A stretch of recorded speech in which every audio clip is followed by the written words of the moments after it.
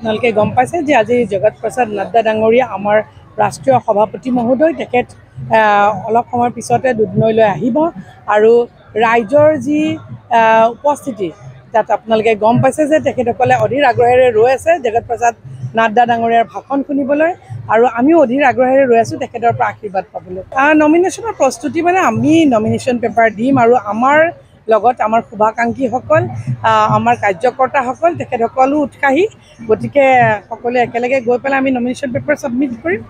প্ৰতিদ্বন্দ্বী মানে কি আচলতে আমি এতিয়া ভাৰতীয় জনতা পাৰ্টি আৰু মিত্ৰজোঁটৰ এটাই কথা কৈছে যে আমি আমাৰ যি অভিলেখ যোৱাবাৰৰ যি অভিলেখ সেয়া ভংগ কৰি আৰু যাতে আমি ভোটৰ আমাৰ হাৰ আগুৱাই নিব পাৰোঁ এইটোৱে আমাৰ মানে পণ। আচলতে আমাৰ তেনেকুৱা প্ৰতিদ্বন্দ্বী বুলি পেলাই আমি কাকো ভবা নাই, কিন্তু আমি আমাৰ নিজৰ অভিলেখ যোৱাবাৰৰ অভিলেখটো ভংগ কৰি পেলাই আমি আগুৱাই যোৱাটোতে আমি বেছি গুৰুত্ব প্ৰদান কৰোঁ। আজিৰ তাৰিখত ভাৰতীয় জনতা পাৰ্টি আৰু মিত্ৰজোঁটৰ চৰকাৰ যেতিয়াৰ পৰা হৈছে 2014 চনৰ পিছৰ পৰা আগৰ ছবিখন অকণমান বেলেগ আছিলে আৰু পিছৰ ছবিখন বেলেগ হৈছে। গতিকে আপোনালোকে দেখিছে যে ভাৰতীয় জনতা পাৰ্টি আৰু মিত্ৰজোঁটৰ চৰকাৰ হোৱাৰ পিছৰ পৰা দুধনৈত বিভিন্ন ধৰণৰ নতুন নতুন প্ৰজেক্ট আহিছে। গতিকে আজি কিছুদিনৰ আগতে আৰু বহুকেইটা প্ৰজেক্টৰ শিলান্যাস কৰা হৈছে। গতিকে খুব কম সময়ৰ ভিতৰতে গোৱালপাৰা জিলাৰো ছবি একেবাৰে সলনি হ'ব, সেইটো আপোনালোকেও নিশ্চয় জানে আৰু সকলো ৰাইজে দেখিবলৈ পাব। এইটো আপোনাৰ প্ৰতিশ্ৰুতি আৰু মোৰ প্ৰতিশ্ৰুতি বুলি কথা নহয়, এইটো ইতিমধ্যে হৈছে ডাঙৰ, ইতিমধ্যে শিলান্যাস কৰা হৈছে। গতিকে আগন্তুক দিনত আপোনালোকে দেখিব পাব, এইটো মই প্ৰতিশ্ৰুতি দিলেও দেখিব পাব আৰু মই প্ৰতিশ্ৰুতি নিদিলেও আপোনালোকে দেখিব পাব।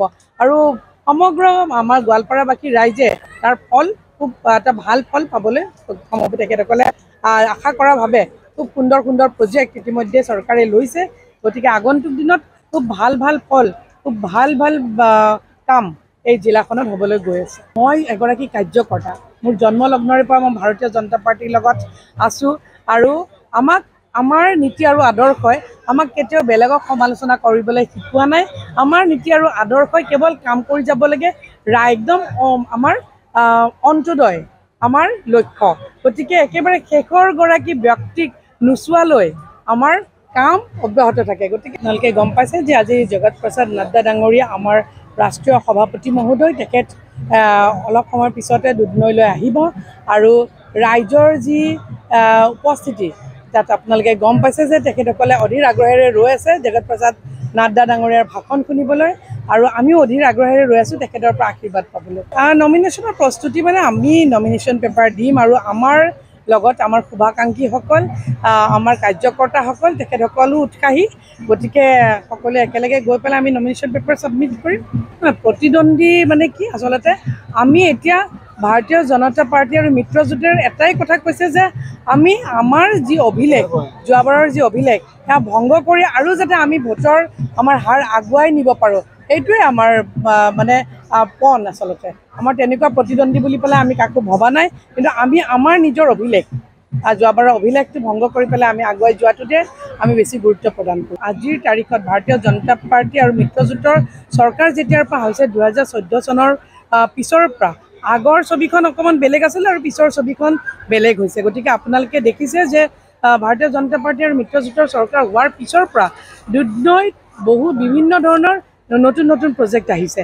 গতিকে আজি কিছুদিনৰ আগতে আৰু বহুকেইটা প্ৰজেক্টৰ শিলান্যাস কৰা হৈছে।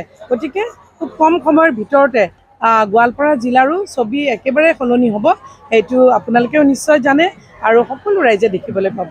এইটো আপোনাৰ প্ৰতিশ্ৰুতি আৰু মোৰ প্ৰতিশ্ৰুতি বুলি কথা নহয়, এইটো ইতিমধ্যে হৈছে ডাঙৰ, ইতিমধ্যে শিলান্যাস কৰা হৈছে।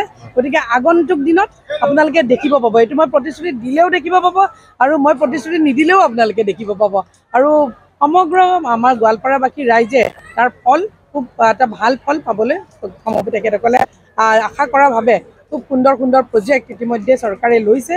গতিকে আগন্তুক দিনত খুব ভাল ভাল ফল, খুব ভাল ভাল কাম এই জিলাখনত হ'বলৈ গৈ আছে। মই এগৰাকী কাৰ্যকৰ্তা, মোৰ জন্মলগ্নৰে পৰা মই ভাৰতীয় জনতা পাৰ্টিৰ লগত আছোঁ আৰু আমাৰ নীতি আৰু আদৰ্শই আমাক কেতিয়াও বেলেগক সমালোচনা কৰিবলৈ শিকোৱা নাই। আমাৰ নীতি আৰু আদৰ্শই কেৱল কাম কৰি যাব লাগে, একদম আমাৰ অন্তোদয় আমাৰ লক্ষ্য। গতিকে একেবাৰে শেষৰ গৰাকী ব্যক্তিক নোচোৱালৈ আমাৰ কাম অব্যাহত থাকে। গতিকে